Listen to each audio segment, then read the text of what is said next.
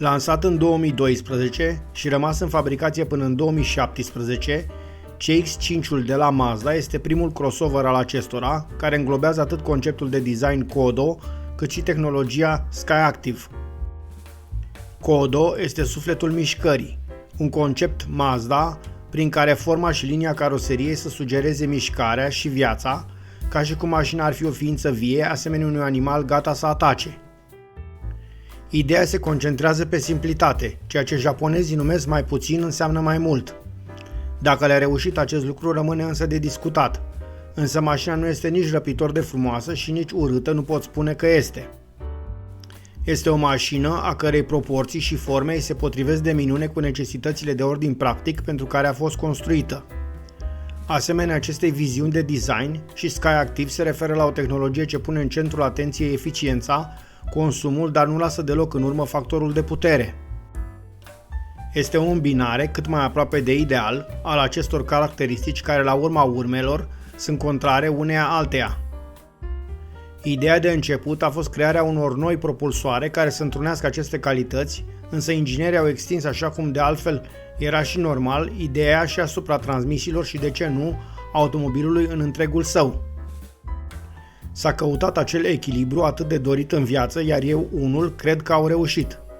Mașinile primei generații veneau cu motoare cu 4 cilindri în linie de 2 și 2,5 litri aspirate, ce generau în versiunile lor de top 162 și respectiv 191 de cai putere.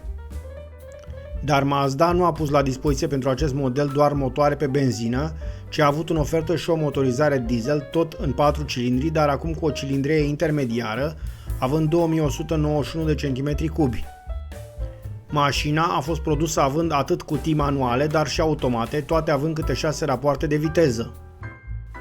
Deși pare mare, așa cum ai impresia privind la orice SUV sau crossover, mașina nu are o lungime decât de 4540 de mm. Senzația de mărime ți-o dă înălțimea mașinii, care depășește 1,6 metri. Aceasta însă nu este un impediment pentru mașina japoneză, piața apreciind mult în ultimii ani această creștere în dimensiuni a automobilelor. Acum, acest trend inspiră siguranță și, de ce nu, statut, motiv pentru care numărul de crossovere din trafic a tot crescut, deși acest tip de vehicul nu are un avantaj semnificativ față de mai vechile berline sau brecuri.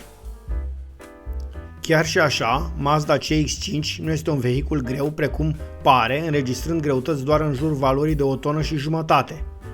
Astfel, performanțele oferite sunt suficiente din toate punctele de vedere, chiar și versiunile diesel obținând accelerații în jurul a 10 secunde și viteze de plafon apropiate de 200 de km la oră.